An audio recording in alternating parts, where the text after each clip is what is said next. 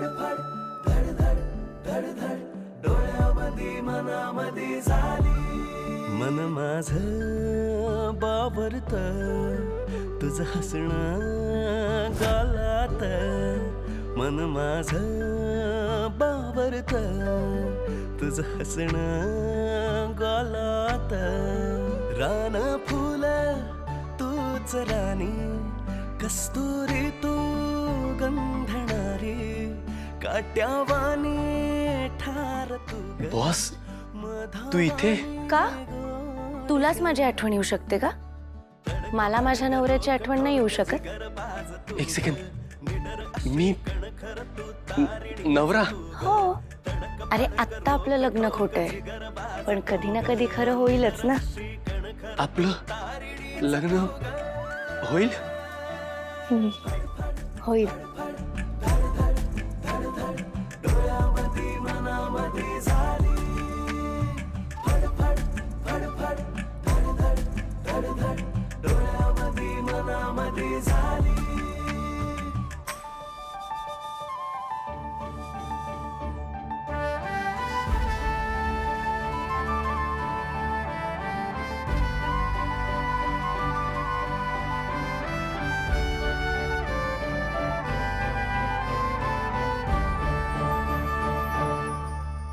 स्वप्न हे बोलते इंद्रधनु डोळ्यातून सावली भासते तू असता वाटेवरी.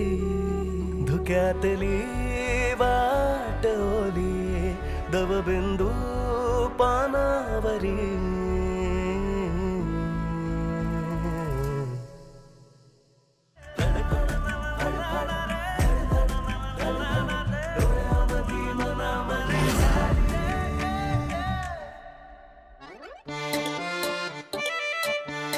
I am sorry टेडू.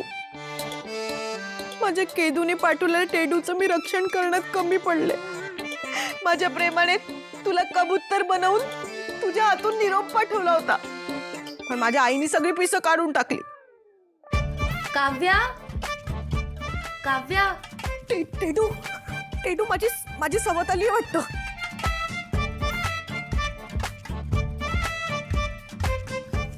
कुठे इकडे? अरे कुठे? टेडू इथे इथे.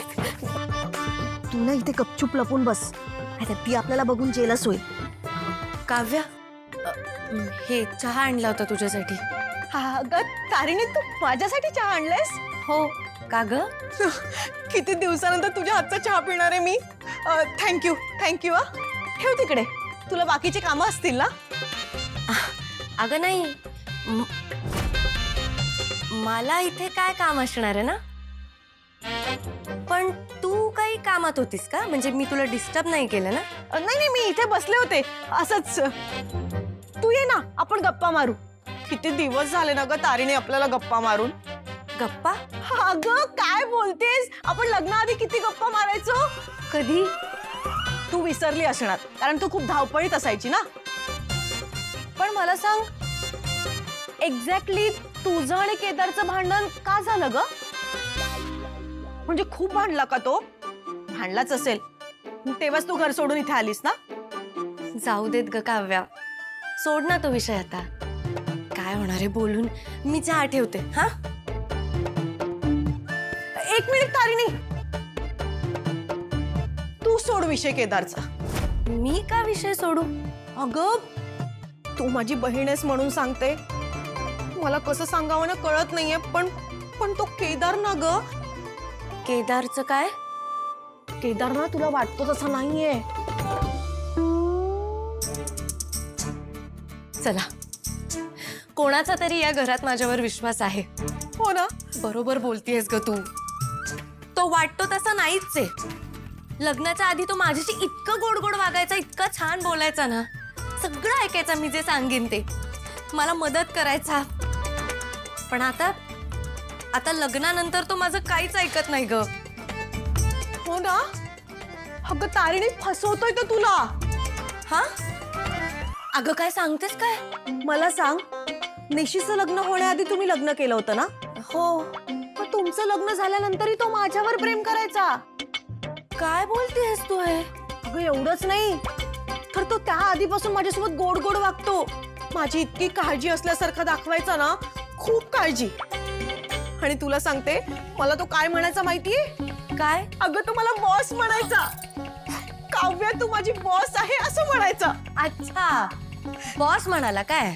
आणि तारिणी, मी काही जेवण बनवून नेलं ना तर आवडीने खायचा. आणि आईने मला रागवू नये म्हणून मला लगेच घरी पाठवायचा. खूप प्रेम करायचा ग तो माझ्यावर. काय सांगतेस काव्या तू हे सगळं? अगं तारिणी एवढंच नाही, तो निशीच्या हळदीच्या दिवशी मला चक्क आय लव्ह यू म्हणाला. आय लव्ह यू असं म्हणाला? हो, माझं उत्तर न ऐकताच ना तो तिथून निघून गेला आणि सरळ तुझा हात धरून खांडेकरांच्या घरी घेऊन गेला. बापरे, माझ्या पाठीमागे एवढं सगळं चालू होतं आणि मला काहीच माहित नाहीये. चालू होतं? अगं चालू आहे, फक्त तुझ्या भीतीने. तुझ्या भीतीने मी आल्यानंतर तिकडे तो खांडेकरांच्या घरात माझ्याशी बोलत नाही. तुला सांगू, टेडी डेच्या दिवशी त्यांनी मला टेडी पाठवलाय आणि त्यावर लिहिलं सुद्धा होतं, टेडी फॉर माय टेडी. हो? नाही नाही, माझा या गोष्टींवर विश्वासच बसत नाही. केदार एवढा रोमॅन्टिक आहे? छे छे छे, असं नाहीये ग, तो एवढा रोमॅन्टिक नाहीच आहे मुळात. नाही बस त्यांना विश्वास नाही. थांबा, हे बग, हे बघ, त्यांनी ना माझ्यासाठी टेडी पाठवला आणि टेडीवर ना एक लेटर सुद्धा लिहिलं होतं, टेडी फॉर माय टेडी. हवं तर आईला विचारतो. मला पहिले हे सगळं खरं वाटतच नव्हतं, कारण आतापर्यंत त्यांनी मला एक सुद्धा गिफ्ट दिलेलं नाहीये आणि तुझ्यासाठी चक्क टेडी पाठवला. बघतेस त्याला असं वाटतंय ना हे टेडी? नाही नाही नाही नाही नाही, याला नको फाडू ग. का? अगं मुका जीव आहे ना, त्याला कशाला फाडायचं? त्यापेक्षा ना त्या केदारला बोल, त्याची चूक आहे. अगं आपल्या दोघी बहिणींना फसवतोय तो. केदार एवढा आतल्या गाठीचा आहे ना असं मला वाटलं नव्हतं. हो ना, वाटलं नव्हतं ना, पण मी तुझे डोळे उघडले ना तारिणी. हो ग काव्या, खरंच तू मला हे सांगितलं नसतंस तर केदारचं खरं रूप माझ्या समोरच आलं नसतं आणि माझ्या आयुष्याचं वाटोळ झालं असतं. अगं म्हणूनच म्हणते, तू त्याचा विषय सोडून दे. तशी तू फार मोठी नाहीयेस ग माझ्यापेक्षा. तुला खूप चांगला मुलगा मिळेल तारिणी. त्या फसव्या मुलाला सोडून दे. नाही, बरोबर आहे तुझं, 100% बरोबर बोलतीयस तू. माझ्याच पाठीमागे माझ्याच बहिणीशी फ्लर्ट करतोय का? आता तर मी सोडणारच नाहीये त्याला. अगं अगं एवढं करण्यापेक्षा सोडून दे ना त्याला. नाही नाही, मी आता त्याला जोपर्यंत हात जोडून माफी मागायला लावत नाही ना तोपर्यंत मी त्याला सोडणार नाहीच आहे. अगं तारिणी असं नको करू, सोड ग त्याला. नाही अगं, तुझं मन मोठं आहे म्हणून तू हे म्हणतेस, पण केदार, मी तुला इतक्या सहजासहजी सोडणार नाहीये. अगं तारिणी, तारिणी सोडून दे त्याला. केली.